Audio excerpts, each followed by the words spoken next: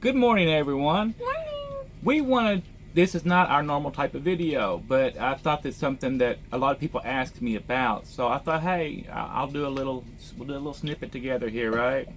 And this is about the pros and cons of becoming a truck driver for people that are thinking about it. And we just jotted down a few things. The average entry-level pay for a new driver is $35,000 a year. Now, if you live in the kind of part of the country that we live in, that's a big plus, because what's minimum wage? And $8, $7.50, something like that, where we live. Now, if you live in somewhere like Jersey, you know, your minimum wage is a lot more, and you can look at making. And so your cost of living, though. Right, but you still got to live no matter where you come from. Maybe you don't want to live there though, and so this is a long range plan for everyone. But if you can make $20 an hour living in Jersey, that's $41,000 a year. But is that enough to live on long range? Or, you know, I wouldn't think so up there. But in our neck of the woods, $35,000 a year, you can live like comfortably. Very comfortably, right? Yeah, you can raise a family and have one person working on that where we live. Yeah. Now, what one person sees as a plus, other people might see that as a negative, depending on your background and everything along those lines, where you come from, what your dreams are, your ambitions. So it's kind of up to each person to assess these to themselves. So we already said that truck driving does have a high initial entry-level pay compared to most industries across the board, across the nation. The average college grad does a lot better initially out of college, but because of the amount of credit card debt that goes with their student debt, they're in the hole really far, and it takes them like 30 years to pay off for a lot of people. There's also currently more people going to college than there are job openings that require a college degree. So just because you go to college doesn't mean you're going to get a degree, especially in your field. I mean, I'm sure we all know people that have degrees that don't use them. They don't work in their fields. All. No. Yeah, back in the day they called them technical colleges, and you could go and learn something quick and get to work, but now they drag it out for another reason. Who knows why. Okay, so a pro is you can get trained in a truck and rolling in a very fast period of time and start making money.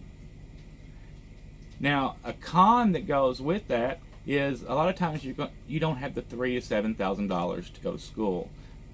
But on the pro side, these companies will pick up the tab for you, and if you're selective in the company you go with, you can still get a good pay schedule and work for them for X amount of years to pay it back, which is perfectly fair in my opinion. Some of those companies cut your rates down, which is a negative, so I would avoid those types of companies. Tuition reimbursement is always a wonderful thing. You get paid to see the country. Now, on a negative side, do you really get to see the country? You get to see the highway, you get to see the mountain ranges, different cities, right? Well, it depends if you're willing to pay for an Uber to go somewhere. Well, that's true. On your day off. I mean, yeah. 20 years ago, Uber wasn't there. And taxis are crazy prices, but now with Uber, you can go somewhere for fairly cheap. So it's actually a lot more accessible than it used to be.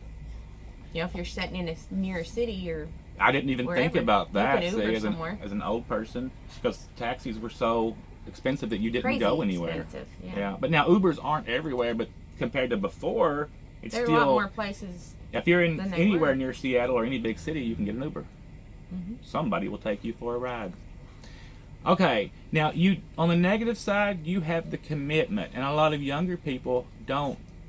Everyone has to learn about commitment. It's not just something you're born with, but you do have to make a commitment to do a job like this, and the commitment for being gone for weeks at a time and missing people.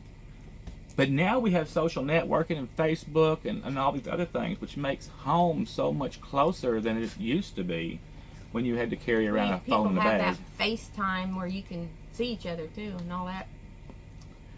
And it is lonely as hell on the road. That's another con. Unless your old lady's with you. I'm not lonely, but you know what I mean. If you're by yourself, you will be lonely. So a good support network will always help. Another con is the food out here. You know, there's plenty of good food out here. There really is. But the negative is that bad food is so much more easily accessible. And if you switch over in the middle of the night, like your team, unfortunately, a lot of restaurants, or even in the truck stops, are closed at 2 or 3 o'clock in the morning. So you have what's available in the gas station, which is generally junk or a piece of cheese. So you really have to pre-plan your food options, in my opinion. Okay. Now, another pro is independence. If you're a young person and you're coming out here, you've never been independent of your parents, probably. Not in a real sort of way. Or someone telling you what to do or how to do it. And, of course, your dispatchers are still telling you all that stuff. But you still are independent in a lot of ways to grow as a person and to make decisions. And after you leave the mega carriers, you become more independent as a young person. Well, coming into the industry, you might come in and get a license and have to go on a training truck and spend a little time as a company driver, but there's always opportunities to grow. You just have to, do you want to buy a truck? Do you want to do other things, or are you happy where you're at? The negatives that we hear... It's not a job where some places you get in and that's it. You can't go no higher. A lot of the negatives that I believe we hear in our industry is that we are short-sighted, or we have tunnel vision, and you go into the industry and you say, this is what I'm doing, and then you forget the game plan, or you didn't originally formulate a game plan because you didn't have enough information to formulate such plans. But after you get into the industry, if you start formulating those kind of plans from the beginning and plan your path, as long as you have those goals and you're always moving forward, then you'll get to where you want to go. Another big negative, which is a plus, is that these companies will give you advances because so many people come out here and they're definitely broke when they start out after going to school and everything. So they start taking advances. And I've run into this many times along the years that people, they said, well, I only made $300. And then I would ask them, how much did you take in advances? And they're like, well, I took $500. Then I have to tell them, you made $800 then, didn't you? But you already pre-spent what your earnings. And a lot of times that makes drivers so unhappy to hear that, but it's just a fact. Once you fall into that trap, it's something that can hurt you mentally. So everyone has to take an advance sometimes, so that's cool. But as soon as you can wean yourself off of it, you're gonna be better, and you'll be happier for it too. You'll have the appearance of a larger paycheck. Right. Anything else you'd like to add?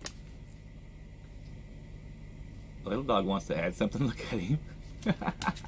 He's gonna knock the Stay. camera over. All right. Thank you very much for your time. We'll talk to you later.